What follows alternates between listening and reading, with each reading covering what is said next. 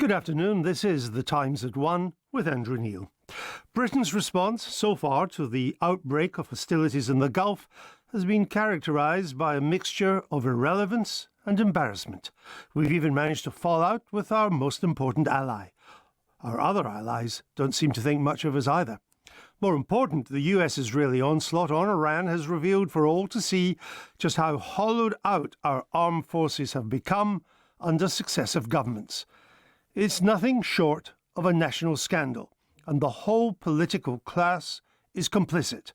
Labour, Conservative, and even the Lib Dems, given they were part of that 2010-15 coalition with the Tories when defence spending was slashed by 22% in real terms. 22%.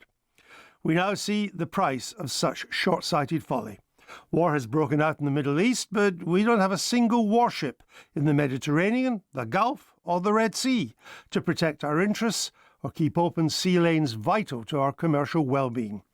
Nor did our military planners think to move assets in advance of hostilities, even though the US-Israeli action was well telegraphed. Their political masters were too ignorant of military matters to ask why not. Now there's a scramble to catch up, only to discover the cupboard is pretty bare. We remain the fourth or fifth biggest military spenders on the planet. The MOD, the Ministry of Defence, has an annual budget of over £60 billion. Yet we have precious little to show for it. A pathetically small army, a navy with far too few warships, most of them laid up, an air force without sufficient fighter jets. And naturally, the MOD isn't short of civil servants. Over 55,000 of them, almost as big as the army, whose hallmark has been to preside over expensive procurement programs that invariably run away over budget, deliver years late, and in many cases produce stuff that doesn't work. Just look at the shambles of the Ajax armoured personnel carrier. Nor is there any shortage of top brass. We have more admirals than warships, more generals than brigades, more air commodores than squadrons. We may be seriously short of soldiers, sailors and pilots, but the officers' mess is still packed. This scandal has been long in the making. We're struggling to send one Type 45 destroyer to defend our bases in Cyprus. We only have 6. We've got 5, really, and 2 on the way.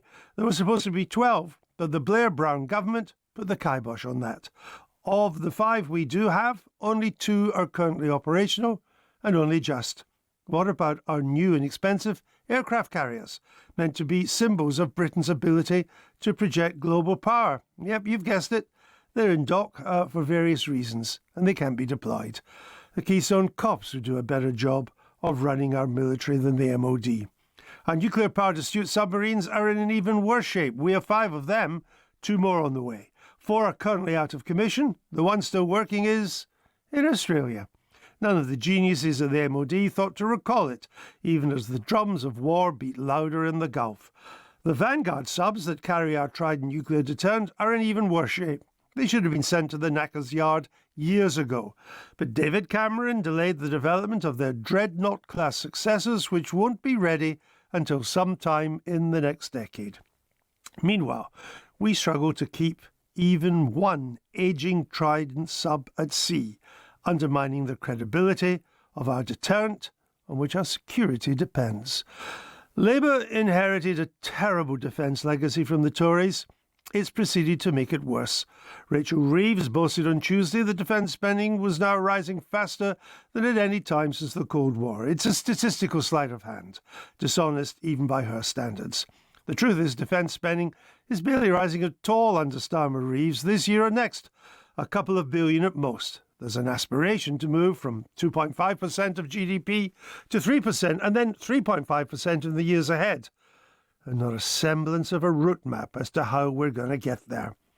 Starmer Reeves are out to save their political skins. Neither knows or cares much about military matters. There will be plenty more for net zero and, welfare. Defence will continue to be starved. Not that it should be fed more without radical reform. The MOD needs a major overhaul to slim it down and change its ways. The new procurement agency needs to take charge of developing future weapon systems and buying them. and held responsible for delays and overruns. The Army, Navy and Air Force need to be merged into a single British Defence Force, the BDF, much like the US Marine Corps, which operates on land, sea and air and is about the size of our combined military, culling surplus top brass in the process, ending wasteful inter-service rivalry. Of course, none of this will happen. There's no political appetite for it, which is why we're condemned to more embarrassment and irrelevance in the years to come. This is The Times at 1 with Andrew Neil.